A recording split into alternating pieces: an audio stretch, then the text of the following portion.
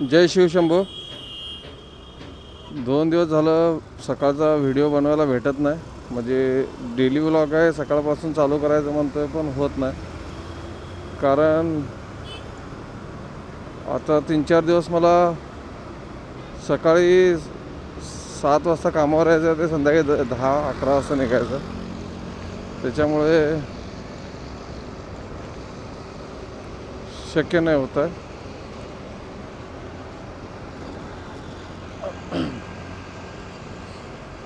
मग म्हटलं चला आज संध्याकाळीच बनवूया, जाताना म्हणजे तशी रात्र झाली आहे, निघताना बनवूया व्हिडिओ. महालक्ष्मी ट्रॅव्हल्स सरपंच लोकरे बंधू ही पण गावी जाते आपल्या.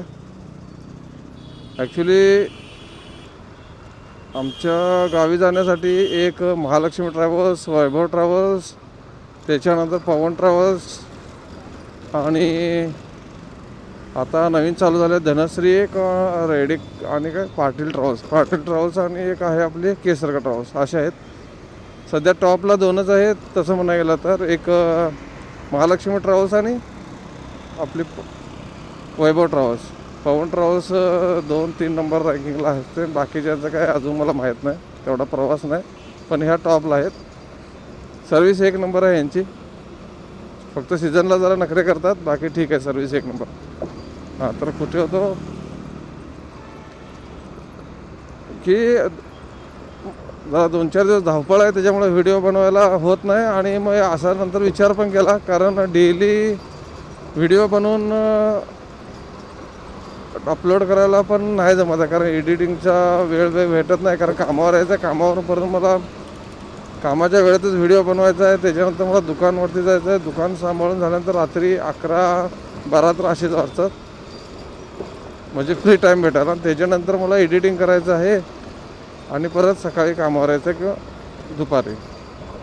मग त्याच्यामुळे मी विचार केला की नाही, आता आपण थोडा 1 दिवस म्हणजे आजचा व्हिडिओ उद्या अपलोड करायचा, जेणेकरून आपल्याला थोडा कामावरती वेळ भेटेल एडिटिंग वगैरे करायला. अजून एवढी प्रॉपर एडिटिंग येत नाही, पण जेवढी पण येते ते थोडीफार करतो, पण वेळ लागतो. कारण व्हिडिओ मोठा बनतो, त्याच्यामुळे वेळ लागतो त्याला एडिटिंग वगैरे अपलोड करायला वेळ लागतो. पण ठीक आहे, चालेल. व्हिडिओ बनवणं काय थांबणार नाही, चालूच राहील रेग्युलर. बाय चान्स काय कारणाचं थांबला तर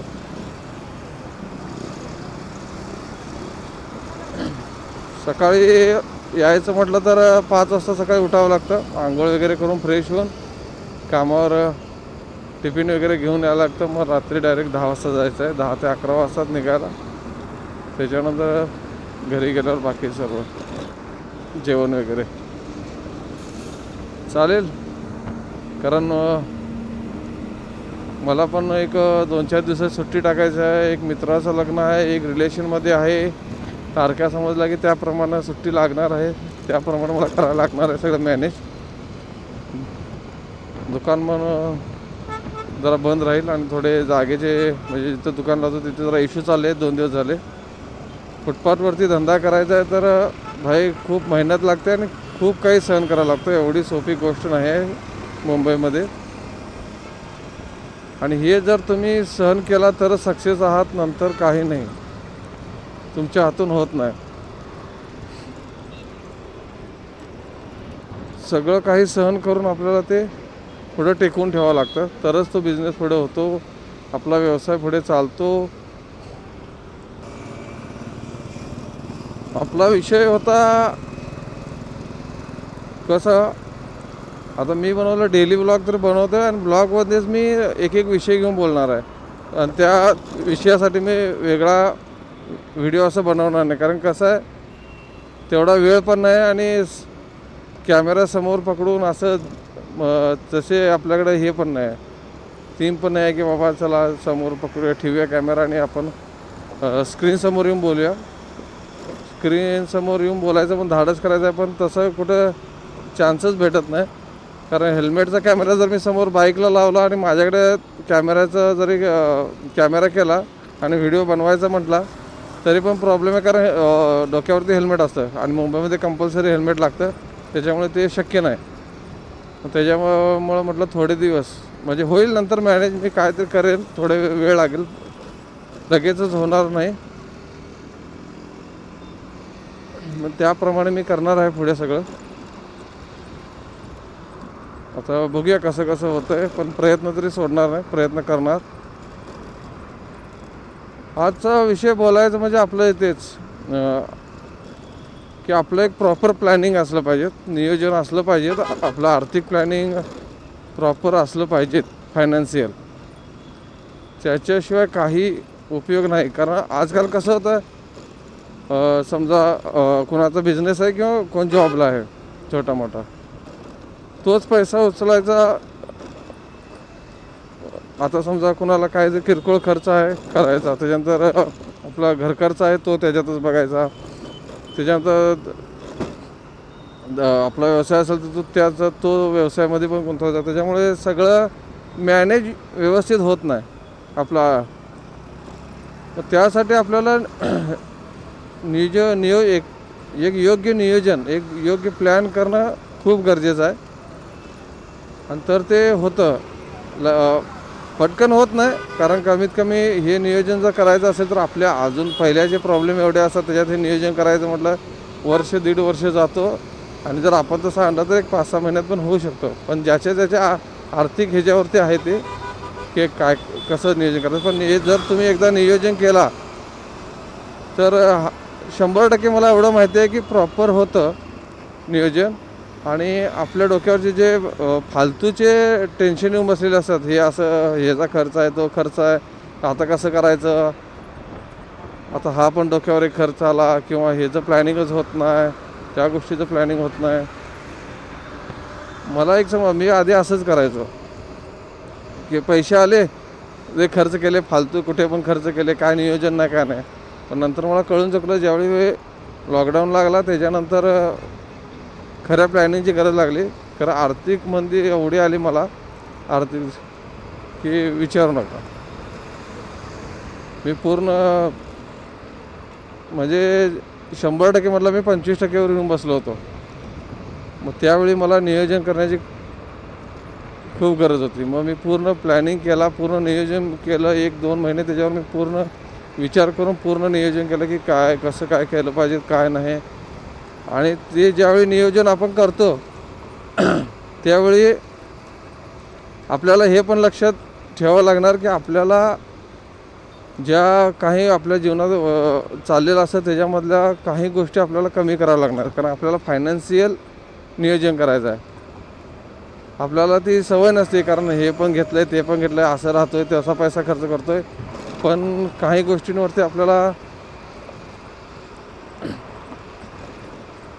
पाणी सोडावं लागणार आहे की बाबा नाही, ह्याची गरज नाही. एकदम जर अत्यंत गरजेचं असेल तरच ना, तर अशा फालतू गोष्टी करायच्याच नाहीत. कोणत्या खरेदी पण करायच्या नाहीत आणि कुठे खर्च पण करायचा नाही पैसा.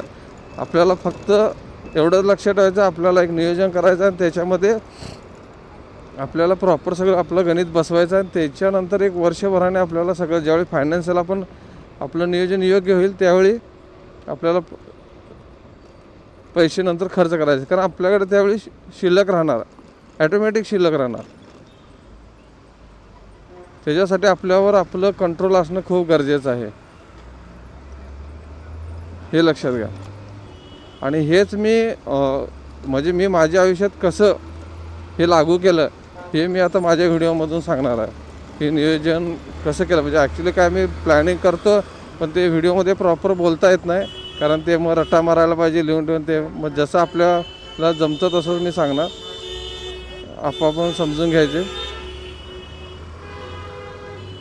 फक्त मला एवढंच बोलायचं की नियोजन जर योग्य झालं तर 100% सगळ्या गोष्टीतून मार्ग निघतो. आर्थिक बाबतीत बोलतोय मी. आणि आपल्या डोक्यावरचा भरपूर असा ताण कमी होऊन जातो. कारण सगळ्यात मोठा ताण आहे तो आपल्याला हेच माहिती आहे की पैशाचे नियोजन ते योग्य होत नाही. ते योग्य होण्यासाठी आपल्याला पैशाचे योग्यरित्या नियोजन लावलेच पाहिजे, तरच ते सक्सेस होणार आहे. आणि तेच माझ्या व्हिडिओमधून तुम्हाला समजणार आहे. एक तर माझी लाईफ कशी चालते, ते डेली व्लॉग, मी कुठे फिरायला चाललो आहे, काय करतो आहे, कसं नियोजन करतो आहे, हे सगळं तुम्हाला कळणार आहे. वेगवेगळे व्हिडिओ मी नाही बनवणार, एकाच व्हिडिओमध्ये डेली व्लॉग आणि हे असे प्लॅनिंग सांगायला मी एकाच व्हिडिओमध्ये टाकणार आहे. थोडे दिवस हे बाईकवरूनच व्हिडिओ येतील आणि नंतर मी प्रयत्न करेन, मध्ये जर वेळ भेटला तर मी नक्कीच फेस टू फेस कॅमेऱ्यासमोर येऊन असं प्रयत्न करेन बोलायचा आणि त्या नियोजनाचा आपण बोलेन. मी त्याच्यावर पण व्हिडिओ बनेन, एखाद दुसऱ्या असे मध्ये बनवतो आहे.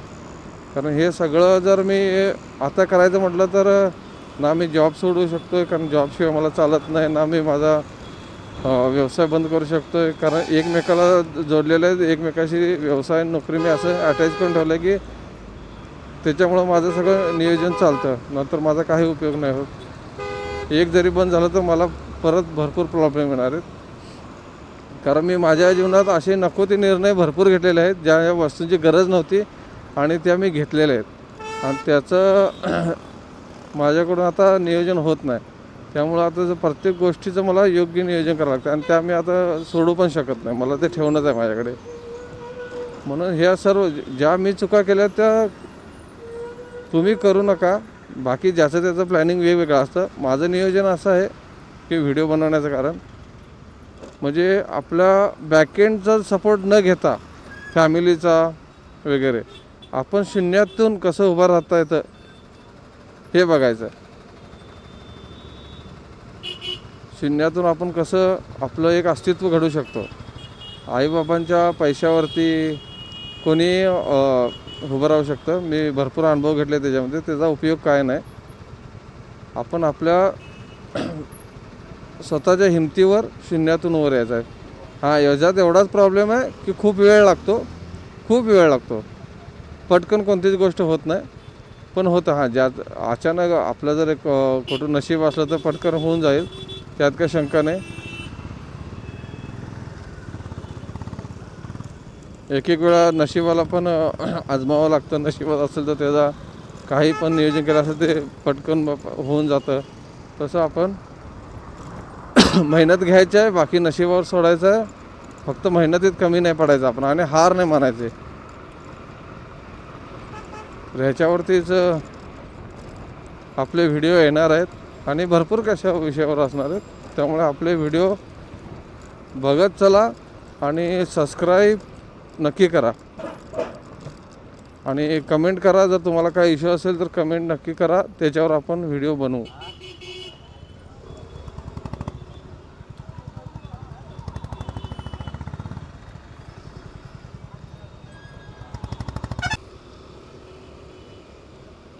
रात्रीचे 10 वाजून गेलेले आहेत तरी पण एवढा जाम आहे. म्हणजे विचार करा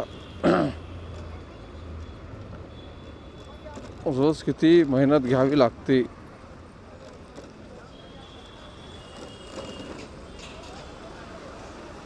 पूर्ण कंटाळा येतो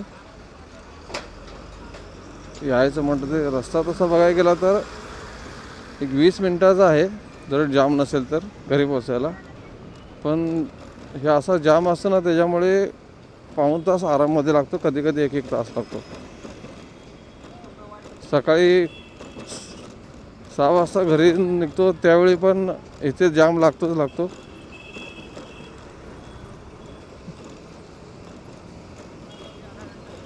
कधीतरी बाय चान्स आपला रस्ता मोकळा घेतो त्यावेळी आपण लवकर जाऊन पोचतो कामात.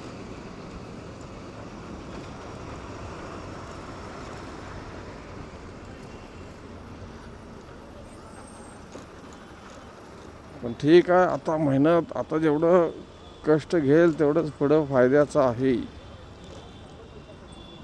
आणि आपल्या आयुष्यात तरी लहानपणापासूनच कष्ट आहे, त्यात काही शंका नाही.